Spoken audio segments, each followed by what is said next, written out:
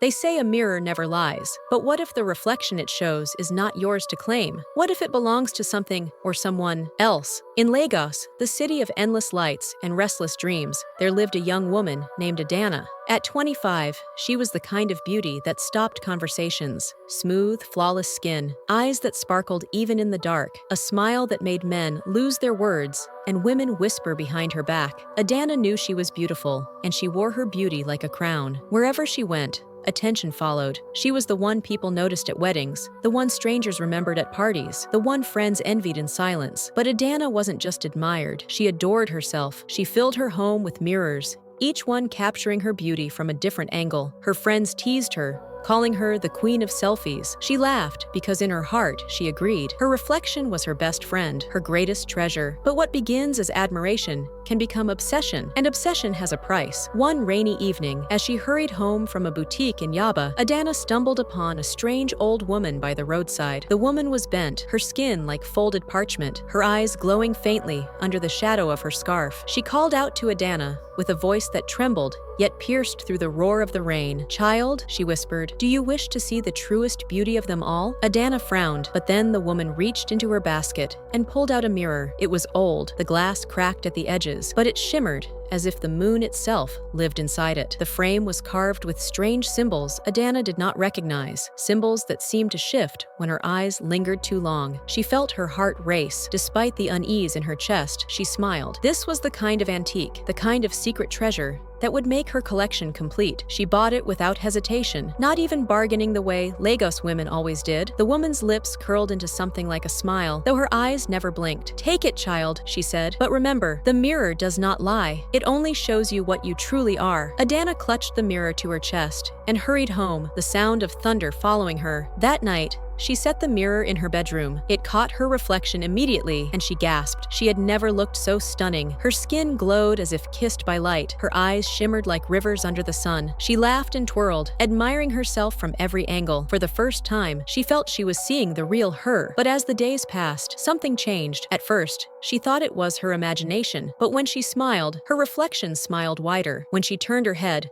her reflection's eyes followed a second too late. Sometimes late at night, when she lay half asleep, she heard it whisper her name. "Adaeze, stay with me." The voice was soft, seductive, almost tender. Her friends began to worry. She stopped answering calls. She no longer came to brunches or weddings. She stayed indoors, locked away with her beloved mirror. Weeks passed. The once vibrant Adaeze grew pale, her laughter replaced with hollow giggles in the silence of her house. Her neighbors whispered that she had found a man and gone into hiding, but no one knew the truth. The only companion she had was her reflection, the woman who lived in the glass. Then, one night, the whispers grew louder. Her reflection no longer moved when she did. Instead, it stared back with hungry eyes. "Adaeze," it said, louder this time. "Don't look away. Stay with me forever." Adaeze screamed and stumbled back, but her reflection stepped forward. For the first time in her life, she saw herself move without her. Terrified, she covered the mirror with a cloth, but even then, she could hear the whispers beneath it. At first, they called her name, then they begged, then they threatened. She tried to throw the mirror away, but no matter where she put it, the living room, the corridor, even the trash outside her gate, it always returned to her bedroom wall before morning. She begged pastors for prayers, sprayed anointing oil, played gospel music at full volume. Nothing worked. And then came the night. The neighbors heard her scream. When they broke down the door, her house was a disaster. Every mirror in the house was shattered, glass scattered across the floor like 1,000 frozen tears. But Adaeze was gone. Gone, except for one mirror, the cursed one. The neighbors swore they saw her reflection in it, smiling back, her eyes alive. But the glass showed no one else in the room. One of them claimed he heard her whisper his name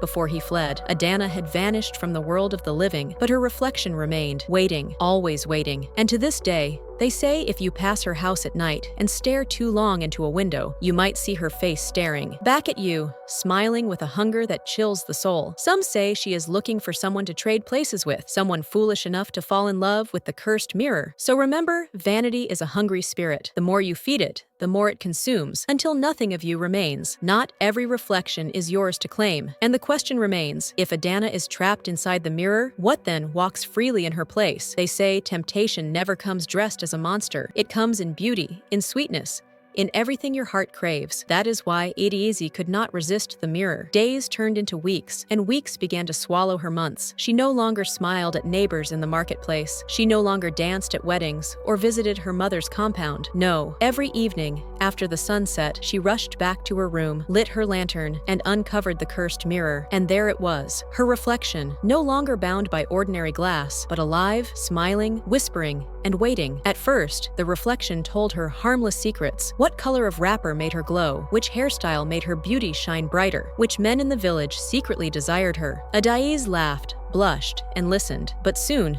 the reflection began to feed her darker thoughts. Why should Amara be praised more than you? It hissed one night, as the wind howled outside her window. Why should Chinedu sing another woman's name when you are far more radiant? You are the queen, Adaeze. They should all bow before you. And Adaeze believed it, slowly. Her heart grew poisoned by envy, by vanity, by a hunger that could not be satisfied. She stopped eating with her family, claiming she was ill. She smeared white chalk under her eyes and rubbed red dye on her lips because the reflection had told her it made her look powerful. The villagers whispered that Adaeze had become strange. Children avoided her path. Even her own mother prayed at night, whispering to the ancestors to bring her daughter back. But Adaeze was already gone, trapped in love with herself. One moonless night, she heard it, the reflection calling her name, even when the mirror was covered. Adaeze, Adaeze. The voice slithered through the cracks of her walls, through her very bones. She tore the cloth away, and for the first time, the reflection did not move as she moved. It leaned forward. It smiled wider than any human mouth should, and it spoke. "Let me out." Adaeze's heart pounded. What? What do you mean?" she whispered. "Let me cross,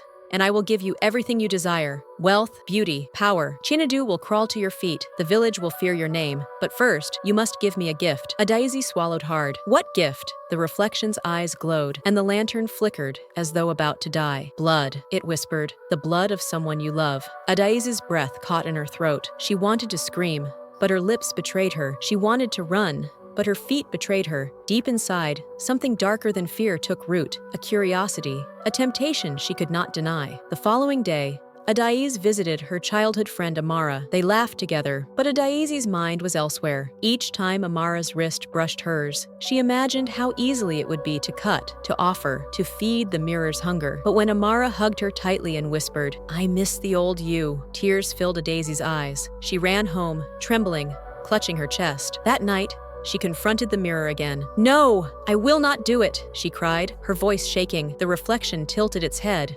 smiling cruelly. "You think you have a choice? You already belong to me. Each time you gazed into me with love, each secret you believed, each envy you embraced, you fed me. You are mine, Adaeze. Sooner or later, you will give me what I want." The lantern went out. The room fell into darkness, yet the mirror still glowed faintly, as though lit by a fire from the other side. Adaeze screamed and covered it again, but the whispering did not stop. Days later, the villagers began to notice strange happenings. A cow was found dead in the fields, its blood drained. Chickens vanished without a trace. Even the chief's dog was found stiff, eyes wide in terror. Whispers spread. "Witchcraft is among us." Fingers pointed at Adaeze. Her mother begged her to confess what haunted her, but Adaeze only shook her head and wept. That evening, she stood before the mirror, hands trembling, face pale. "Was it you?" she whispered. The reflection smiled. "Not me. You! Did you not dream of it? Did you not wake up with blood on your hands?" Adaeze staggered back, gasping. She looked at her palms, and for a heartbeat, they were stained red before turning clean again. She fell to the floor, sobbing, but the mirror only laughed. And then, one night, as thunder cracked across the sky and rain battered her roof, she heard footsteps, slow, deliberate, heavy. They stopped outside her door. Adaeze froze. "Who's there?" she called out. No answer, only silence. Then a whisper from both outside and inside the mirror at once. "It is time." The door creaked open on its own. A cold wind swept into the room, extinguishing her lantern. The cursed mirror shone brighter, pulling her forward. Her body shook as though invisible hands gripped her. She clawed at the floor, screaming for help, but no one heard her through the storm. The last thing she saw before darkness swallowed her was her reflection, no longer bound in glass. It was stepping out, eyes glowing like fire, smiling with teeth that were far too sharp. And Adaeze, she was being dragged in. The mirror snapped shut. The room fell silent, and by the time her mother rushed in at dawn, Adaeze was gone. Only the cursed mirror remained, its surface calm and innocent, reflecting nothing but an empty room. But if you look closely, if you dare to look too long, you might see it. Her hand, pressed against the glass, banging, begging, trapped forever. And somewhere, in the distance, the sound of footsteps approaches the next victim. They say when a shadow escapes its master, the world tilts,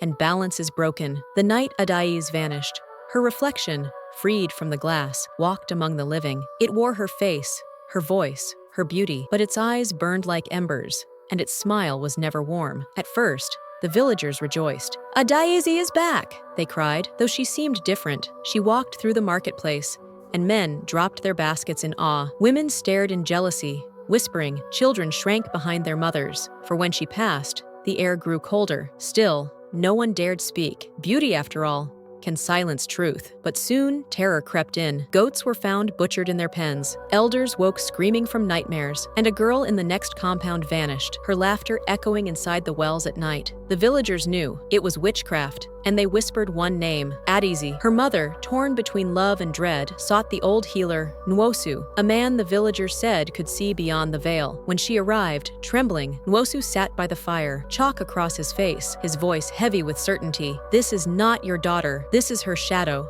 Her spirit is trapped. If we do not act, the shadow will consume us all." That night, the healer prepared a circle of palm leaves and cowrie shells in the village square. The drums were silenced, the air tense with fear. The villagers gathered, holding torches, their eyes darting in the dark. And then she came, the reflection. Adaze's face, glowing with unnatural beauty, her body swaying like smoke, her smile cutting deeper than a blade. "Why do you gather against me?" she purred, her voice sweet and venomous. "Am I not the Adaeze you love? Did I not bring you wonder? Did I not show you what true beauty is?" But the healer's chalked eyes saw past the illusion. He struck his staff on the ground. "You are not Adaeze. You are the hunger of vanity, the curse of the mirror. Tonight, your reign ends." The reflection laughed, and the torches flickered out. Darkness swallowed the square. The villagers screamed, clutching their children. In that void, her voice slithered everywhere at once. "You think you can bind me? I am desire itself. I live in every heart that longs for more. I cannot die." Then, a glow. From the center of the circle,